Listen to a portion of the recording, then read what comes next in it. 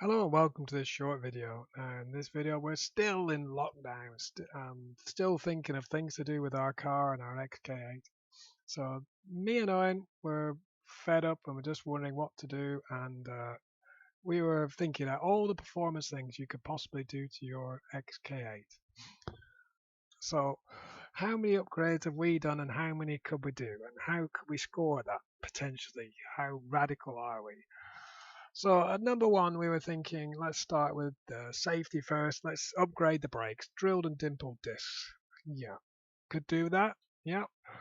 Second, upgrade the pads. Yeah, second natural upgrade to the brakes. What does a lot of good.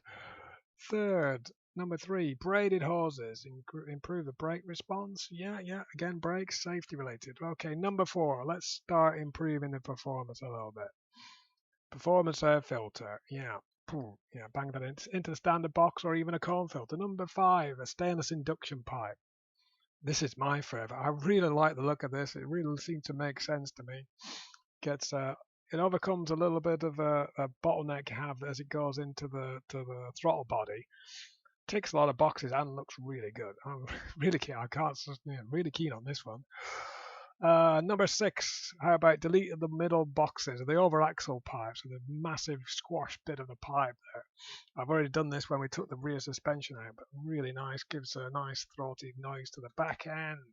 Number seven, delete the back boxes altogether. Yeah, straight through pipes. Yeah, I've done something similar, put performance back box on mine. Yeah, really good idea. Again, release that V8 growl.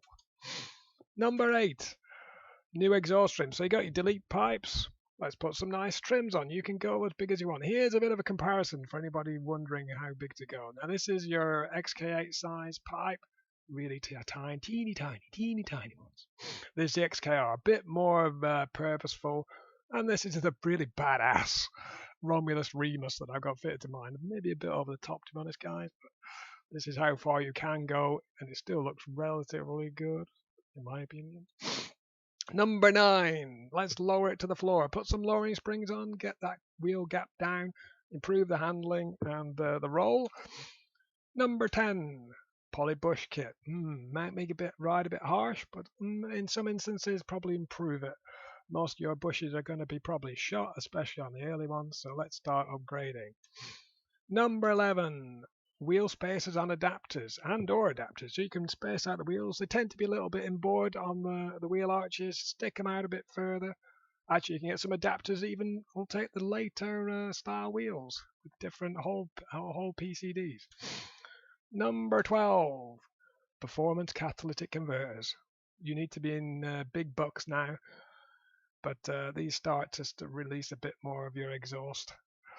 13, staying with the exhaust, the front exhaust box, delete, bang, get rid of that big massive lump in the middle with the Xbox inside and just put the Xbox on the outside. But you probably need to get fabricated. I very rarely see these for sale as a purchase item. You've got to get these fabricated, I believe. Number 14. Now, I'm really jealous here. I don't have an XKR. But if you have one, I don't know why you ain't getting these pulleys.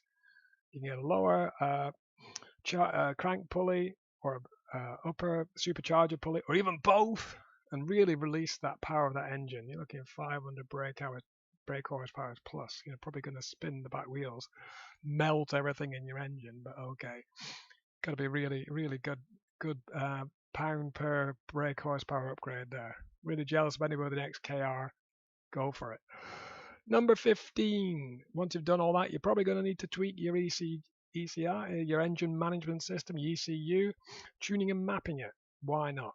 XK8's probably not worth the hassle, to be honest. 16.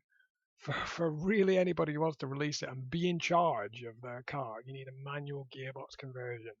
Now, it's like the holy grail of XK8s, but mixed reviews about actually how good they are and whether the clutch is very harsh but a lot of people have done them and say good things, but that's got to be the thing to really release it. But the J-Gate still got a lot of good things going for it.